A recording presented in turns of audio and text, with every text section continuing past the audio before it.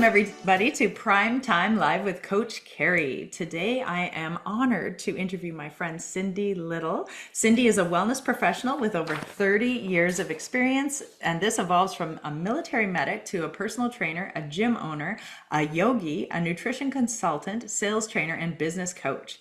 After the tragic loss of her son in 2021, she embarked on a deep spiritual journey that led her to write a healing focused book and embrace energy based practices. Today, she shares these transformative modalities through her universal healing practice. Welcome, Cindy. Thank you for joining me today. Well, thank you, Kary, for having me on.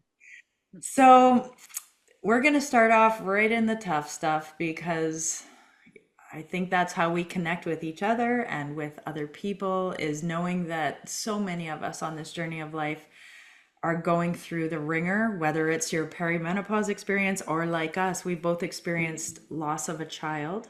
And that's not something I would wish upon anyone. And it's not something you expect in your lifetime. Your parents, yes. Your grandparents, yes. Your children, no. So, Cindy, share a little bit of your life journey through your menopause, perimenopause, and loss, and what that was like for you. Mm. Well, it definitely was a challenge. Let's say that, sleepless nights, which a lot of us are accustomed to, even through perimenopause, but that took it to a whole new level. Eating was sporadic. I had so many of the symptoms going on, like hot flashes and lack of sleep, insomnia, not caring about who old Cindy was, and being lost for the first time in my life. And that's scary in itself, being lost and uncertain. Because I even have like I named my Team Certainty because we were so certain about everything. But then, during perimenopause and through grief, it changed everything. And I Hmm. just wasn't interested in doing all the old things that I used to be able to do. And I think a lot of people resonate with that even through menopause. Like you cut out the BS, you cut out toxic people, you start wondering like, why am I here? And that's kind of what happened to me on the first year anniversary in 2022. I was sitting on my son's memorial bench overlooking the water, and I asked the universe, like, why am I here? Like, what am I supposed to do now? Because I just didn't feel like old Cindy anymore. And a book came to my mind, like to write a book, and that book was cathartic because you know what, when you journal, like we Mhm. recommend that people journal to get things out of their mind onto paper. Well, that was kind of like a big journal of helping me process things. So that was a good start for me. And yeah, and then like I mean, I'm married, and I we just celebrated our 30th anniversary, and seeing my husband go through that pain, that was hard. Yeah, yeah. Well, it's always we have our own grief and pain, and then you're also living in your like I my when my son passed, he had his sisters, right? And you're trying to protect them and their father and the community in general, like because everybody's grieving, and Hmm. it's tough, and we know that firsthand.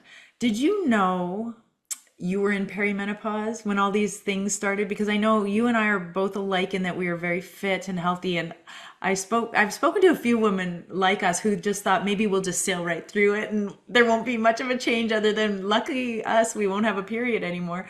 But things started to happen. And same for me, that I didn't have that same motivation, focus, or drive towards the things I used to.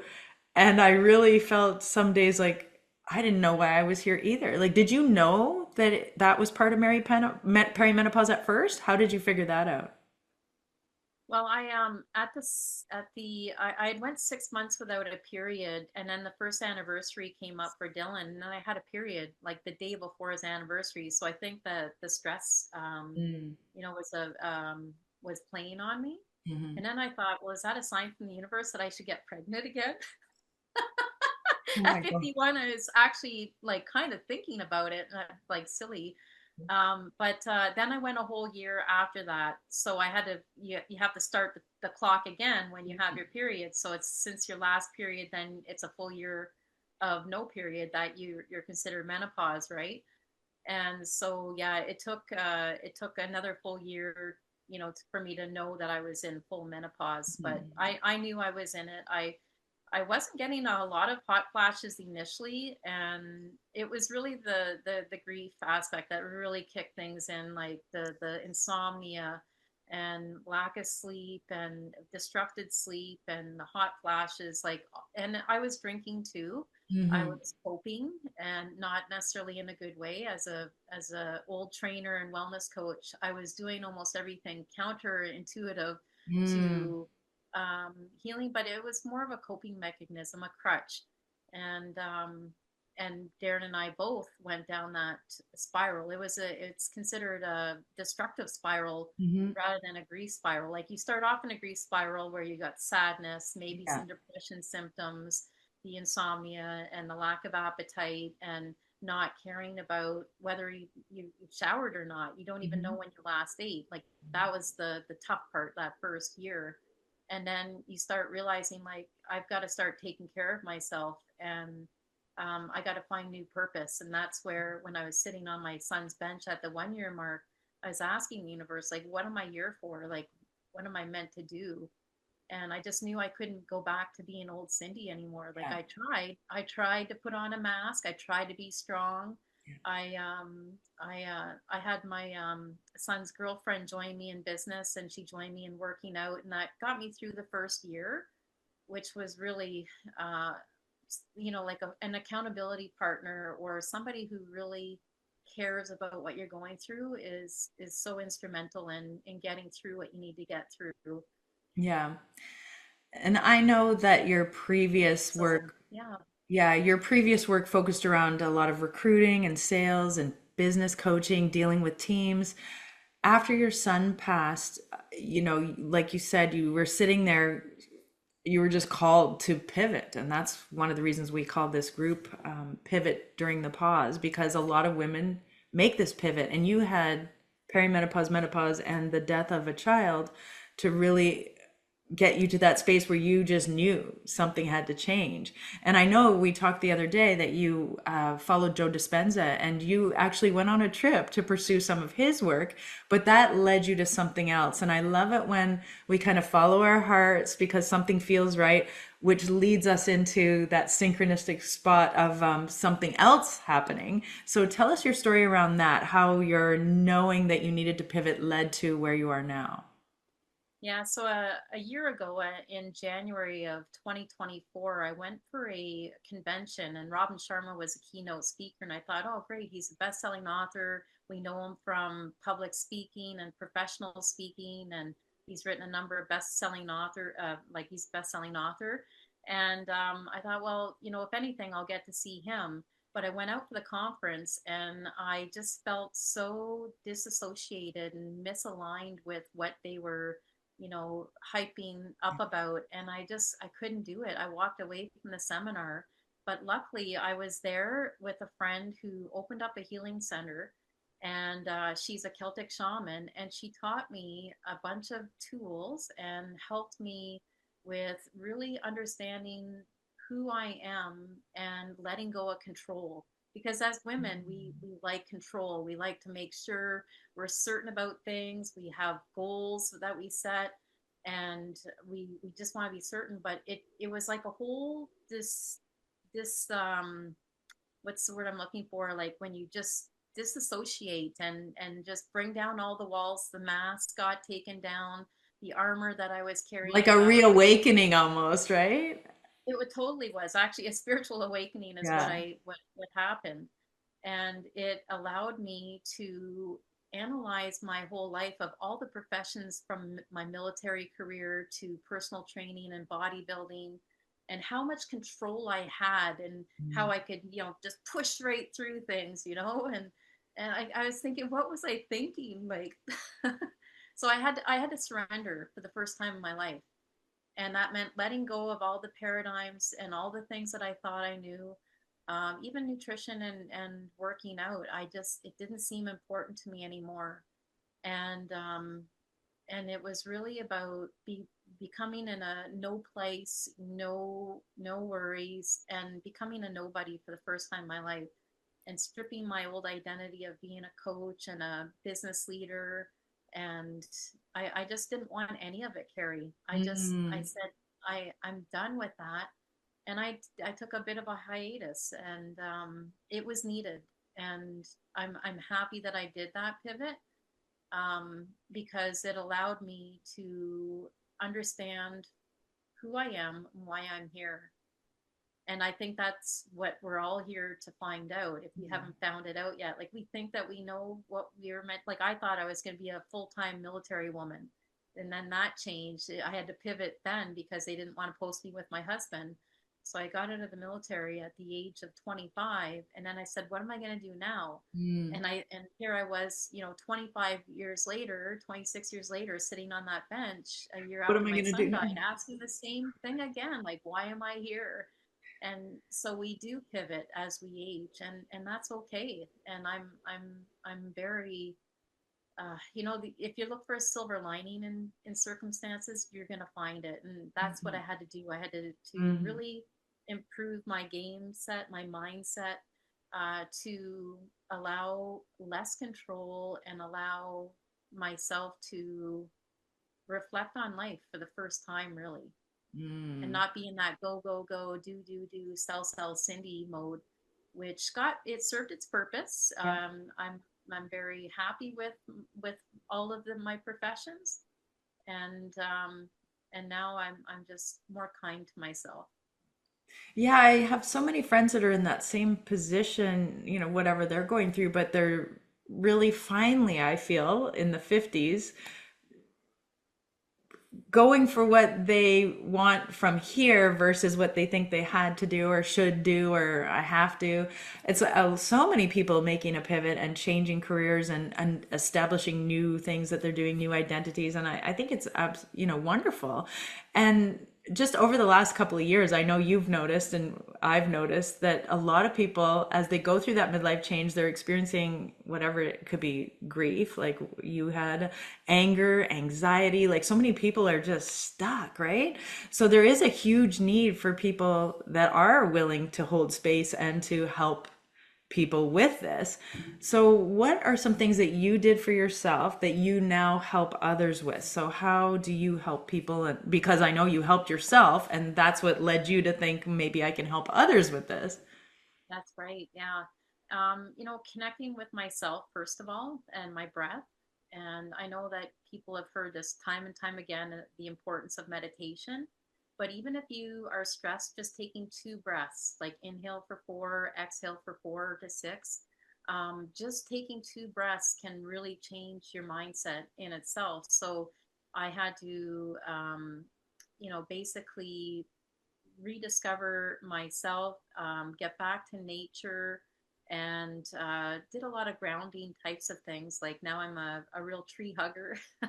I put my feet in grass. I've done those things before. Like we all have, practice here and there. Like, We go to the cottage and we feel the water and we.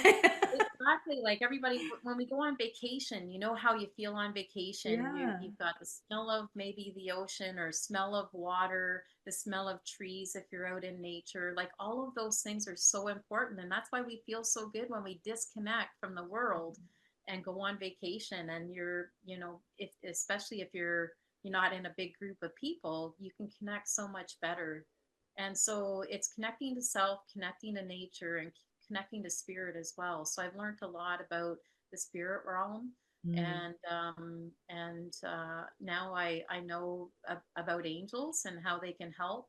And that wasn't something that I really dove into before. And I'm actually taking a course in miracles, which is a year-long Mhm. book. It's about this thick. It's like a Bible. It was dictated by Jesus, and each day is a lesson on Jesus. And I'm not like a big religious person, but these lessons really make me understand that I'm not in control, and that's okay.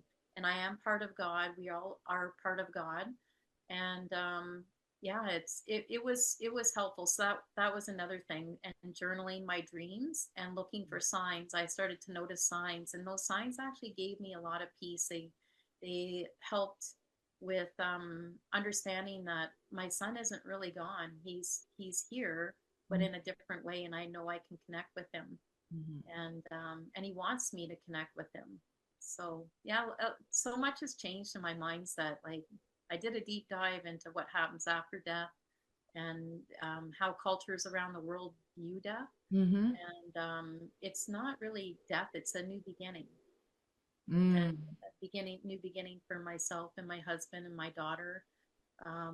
And she just got married last year, so those little blessings that come along, they're really helpful. And connecting with the right people too. Like I've become more aware of the people that I hang out with, and the things that I listen to. Like I can't watch TV like I used to, like horror movies and Mhm. things like that. It lowers my vibration. So even the first year after Dylan passed, we watched a lot of comedians because they were Mhm. so funny and they just took Mhm. us out of our pain. Mhm. And so, distraction is helpful. And we did go to the mountains 5 weeks after our son died, and had that feeling of um, just the spirit that you feel when you're in nature. It's Mm. just amazing. Yeah. So here you are, you've made this pivot, you've experienced some healing modalities for yourself, and now how do you help others now? What are you doing? What are your services including? Let us know a little bit about what you're providing, and then if you have any other advice for women in the prime time of life who are experiencing grief, because that's very close to your journey. hmm Well, I how I help people is I help raise their vibration and open up their energy chakras. I do that through Reiki, through universal healing, and through tuning forks and crystal healing, and oracle cards and angel cards, which help with some guidance. Some people just need that um, little bit of information to feel normal and feel okay with where they're at. And for me, it was, I found it very inspirational and enlightening to take the time to myself. Every morning now, I meditate before I start my day. I ground myself with tuning forks, and I do my rituals, my morning rituals, like reading the Course in Miracles and doing an angel card. So all of those things, and getting out in nature. Like so, I the first part of my session with people is we do a 20-minute walk in nature around the loop where my son's memorial bench is sitting on the water. And I have people hold a tree and thank the tree for its beauty and its strength, and ask the tree for guidance. Mm. And that's a very grounding thing to do. And so, like, there's lots of little things that I do now that just really put me in the right mindset to tackle the daily stresses of life. Mm. And if people are looking to reach out to you, because I know you don't need to be with you in person. You also can do distance. I'm sure even like we're doing right now, talking over a computer or phone. But just to have someone like yourself who understands maybe that journey that a woman might be going through, especially if it involves grief, how could somebody reach out to you, or how is it best to follow you, Cindy? Well, I am on all the social media platforms. I'm on Facebook as Cindy Little. I'm on Instagram as Cindy P Little. I'm on LinkedIn. I haven't been using LinkedIn and Instagram, and this is part of the Hmm. kind of doing away with all the things that you feel like you need to do to stay in control. Yeah. So, and also cindylittle.com is my website where people can take a look at what I'm doing. And there's a place where if the three lines at the top, the Yep. little hamburger, we call it. If you go there, there's a book sign up where you can get notification when my book launches on Amazon. And I'm hoping that that's soon, but I keep my editor, I call her a spiritual editor. She keeps pulling things out of me like, oh, I completely forgot some stages of grief, Mm. and I'm going more in depth about that. And so there's a lot of authenticity in that book, a lot of vulnerability as well. Mm. As a parent, we don't have things all figured out. We put on this facade and this perfectionism, and I'm a healing perfectionist. And I don't feel the need to prove myself anymore. And I could say no to things that I used to like. I used to do so many things, and I just couldn't keep up with old Cindy anymore, and that nor did I want to. Mm. Yeah, so cindylittle.com if you're looking for information about Cindy and her services, and I can't wait to see your upcoming book. And as soon as it's ready, I will be getting myself a copy for sure. That's another exciting thing. I've had a few friends actually publish over the last little while, and it's so awesome to see other people putting their thoughts and feelings into print. And we have so much ability to do that nowadays.